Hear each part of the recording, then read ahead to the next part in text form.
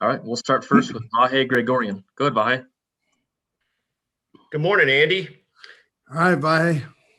Hey, I just thinking back a little bit to what Steve Spagnuolo has been able to do for you, and I know it seems like a little while ago now, but can you just remind us what it was, or share what it was that made you really think of him at that point, and the attributes that he was going to bring to you? Yeah, well, I've known Steve forever, and he's been a phenomenal coach in this league. So whether it was defensively or the head coaching stint that he had. So I think the world of him as a person, but likewise, I respect him like crazy as a coach. So it was really a no-brainer at that point to bring him in. We'll go next to Nancy Armour. Go ahead, Nancy. Morning, Andy. Hi, Nancy. You've talked a lot about Patrick and how impressed you've been with his maturity. And I'm wondering, if you could kind of forecast and look out, 15, 20 years, what kind of influence he can have, not just on the NFL, but overall, given what he's already doing in terms of social justice, investing in the Kansas City community. Could you see him reaching a level like LeBron in terms of just influence and impact overall? Yeah, no, absolutely. I think he's got a way about him where he understands people, and they are interested in things that he has to say or back and believe in. So I think that presents yourself with a good combination to whatever platform that you want to support or take, that you have that ability. We'll go next to Neil Reynolds. Go ahead, Neil. Hey, Coach. It's Neil from Sky Sports in the UK. Yes, Neil. You hear a lot of your current players and former players saying you play with Andy Reid, not for Andy Reid. And I wonder if that's a big thing for you, and if you could maybe talk about some of your approaches and philosophies as a coach. Yeah, sure. So I think we all want to be treated a certain way, and if not, I know how I like to be treated, and that's tell me what I need to do to get better at what I'm trying to get accomplished. And so you don't necessarily have to yell and scream at me to get me to do something better. I mean, I don't think that's necessarily the best approach. And then I think after a little while, I know myself, I just would turn that person off and probably not listen to anything they said. So I kind of go about it that way. I just say, listen, I'm try to treat people the way I'd want to be treated, and I think whether it's through what I've learned in church or family, I think we're here as teachers, and that's what I do. So that's how I look at myself as a teacher, and of, in my case, men, young men, and whether it's on the field or off the field, if I can give them any experience to help them that I might have had to help them become better players or husbands, whatever it might be, fathers, I try to do that. Let's go next to Adam Teicher. Go ahead, Adam. Hey, good morning, Andy. I wanted to ask about Daryl Williams. You guys have brought in a lot of backs the last couple of years, but Daryl's still around, and you're turning to him in some big moments. I know there were some injuries also. What is it about Daryl? Can you kind of sum him up, what you like about him, particularly in these big moments? Yeah, that was the only thing that was really holding Daryl back, was just being able to stay healthy consistently. And he spent so much time rehabbing this past off season, got himself in a great shape, caught a couple breaks. I mean, what you need. I mean, he's always worked hard. It's just he got nicked up. So he was able to, for the most part, stay injury free. And and he put together this season, and it's not over yet. He's got one more game left here, but he sure has had a good season to this point. And I would tell you, Adam, that he's really a smart football player. So you see him produce on the field, but we all have confidence in him, whether it's third down blitz protection, whether it's blocking for another back, or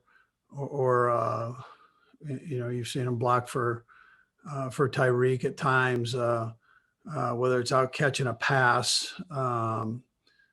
He just has a real feel for it, and very instinctive, and likewise very smart. We'll go next to Diana Rossini. Go, Diana.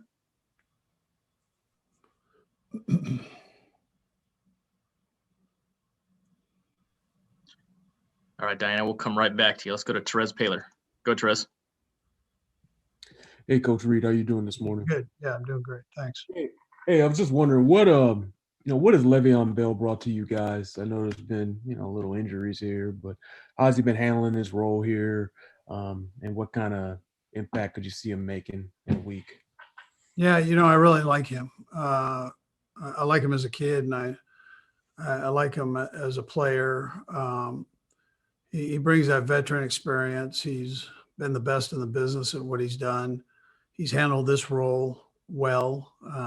He loves to play. And he got a little bit nicked up. He's working through that. And, he gave us, a few good games in there where we really needed him.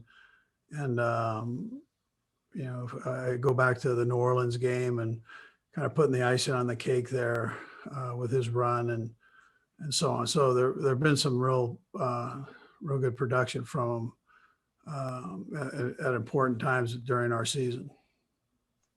We'll go next to John Kirk with the Toronto Sun. Go, John. Hey, Andy. Okay. The last 10 Super Bowl winning head coaches have been ages 65, 50, 62, 62, 54, 64, 50, 66, and 65s. And this year will be either 66 or 68, other than the jokes about not being spring chickens.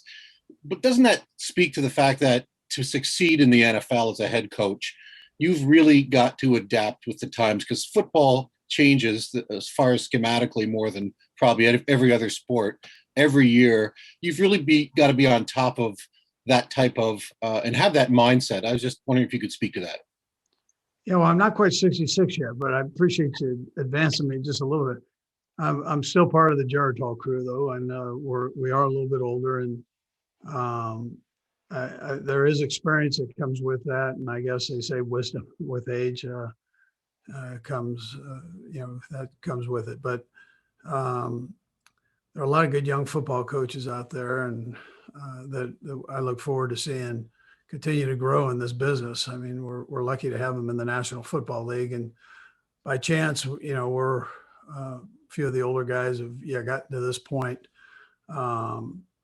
and I'd probably attribute that to good players and then a little bit of experience there. And in my case, I'm fortunate to have a heck of a staff, that I've been able to accumulate here and gather for the last couple of years. So it's we've been very productive that way.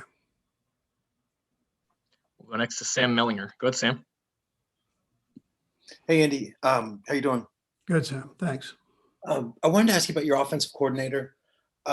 How have you seen, there's been a lot of questions already this week. How have you seen him handle sort of the frustration of not being picked? And you've been very outspoken about your support and what you think of him in forums like this. But is there anything you can or have been doing sort of behind the scenes to, promote him or find out what's going on?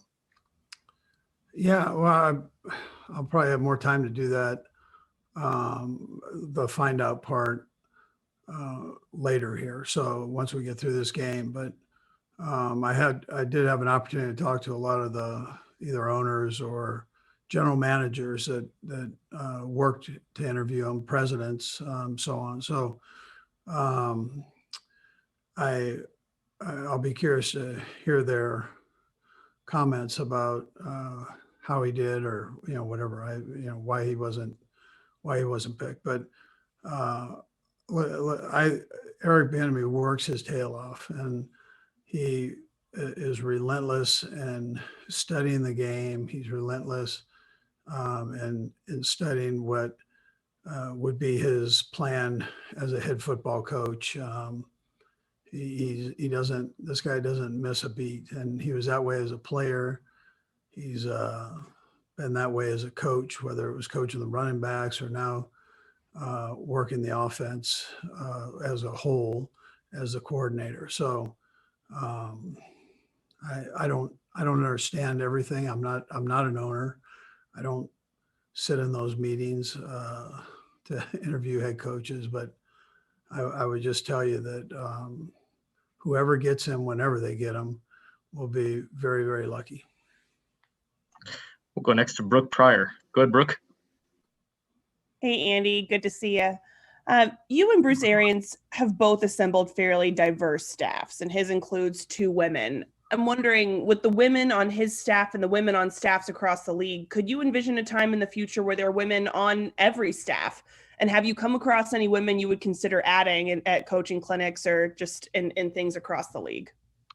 Yeah, listen, Brooke, I keep an open mind on all that. I had a mother that was a physician at a time when that was not very common. So, I mean, she was in that man's world, as you'd say, and working it every day for 30, 40 years, whatever it was that she worked. And so I saw her accomplishments, lived them. And yeah, I mean, I think it's open forum. We have women in our training room and that do a phenomenal job. And so I'm always open to anything that makes you better. Yeah.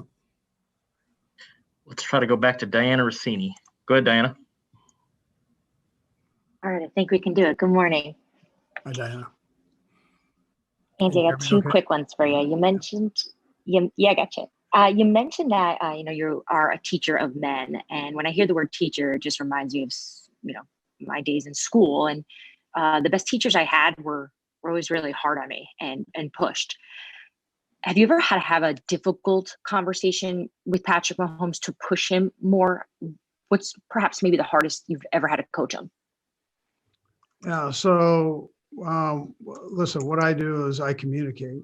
And I think if you tell the person the truth, whether it's a positive with their personality or play or a negative with their personality or play, I think you keep that open in an open forum. It's no different than how you'd raise a child or a marriage or any relationship with another human being. I think communication becomes important. Once you stop that, now you get into the whole philosophical things of do I have to scream and holler? Does that to get across to this whatever that next step is. But I think if you just keep it open and real, I think that's the best way to roll with it. That's how I feel. And so that's how I've been with Patrick. So I'd never have to, I know he wants to be great, just like these guys. I'm in a business where these guys want to be the best. That's what they want to do. They don't want to be embarrassed. They don't want to embarrass themselves or family. They don't want to do that. That's just not what they want to do. And then they want, the thing I found with great players, they want you to give them one more thing so they can even be greater. And that's the way I approach it. Right or wrong, that's how I approach it.